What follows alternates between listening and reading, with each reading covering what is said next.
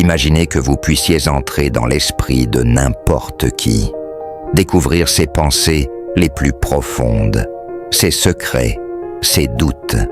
Cela semble impossible, n'est-ce pas? Et pourtant, certaines techniques, issues des neurosciences et de la psychologie, nous permettent de lire les pensées d'autrui, sans magie ni gadget. Dans ce documentaire, nous allons explorer ces techniques fascinantes.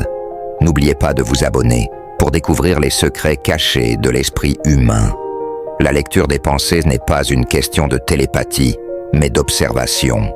Le langage corporel, les micro-expressions et les nuances dans la voix révèlent bien plus que ce que l'on croit.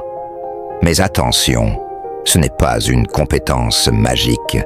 C'est un art, basé sur la science et l'expérience. Commençons par une base solide, la neuroscience. Le cerveau humain est une machine complexe. Il génère des signaux visibles à travers le comportement. Les neurosciences ont découvert que des micro-expressions faciales, qui ne durent qu'un quart de seconde, peuvent trahir une émotion réelle, même si quelqu'un essaie de la cacher. C'est ici que réside notre premier outil pour lire les pensées, comprendre ces indices subtils. Chaque geste, chaque mouvement a une signification. Les bras croisés, par exemple, peuvent signifier la fermeture ou le confort selon le contexte. Observez quelqu'un qui vous parle. Notez ses gestes, sa posture.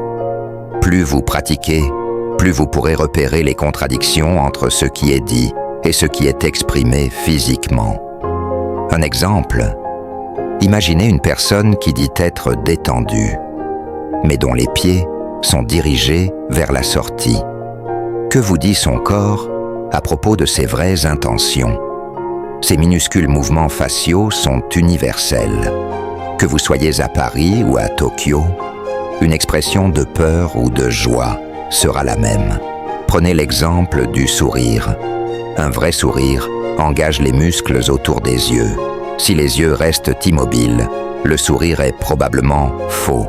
Apprendre à repérer ces micro-expressions vous donne un aperçu instantané des émotions de quelqu'un. Parfois, ce n'est pas ce que les gens disent qui importe, mais comment ils le disent.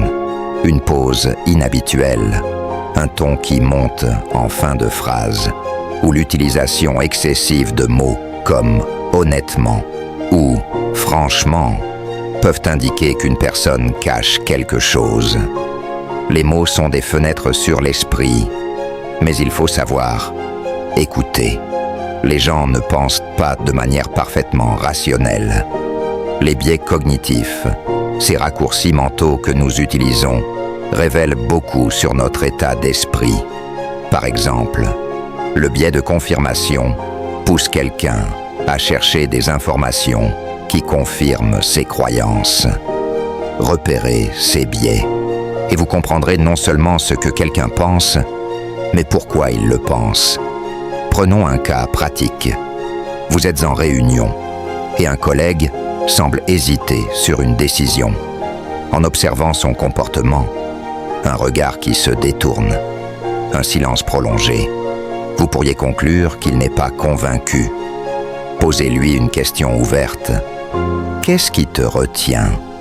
Cette simple invitation à parler peut révéler ses pensées cachées. Autre technique, le mirroring. En imitant subtilement le langage corporel de quelqu'un, vous créez une connexion inconsciente.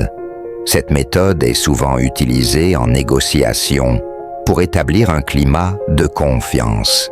Alors, peut-on vraiment lire dans les pensées des autres?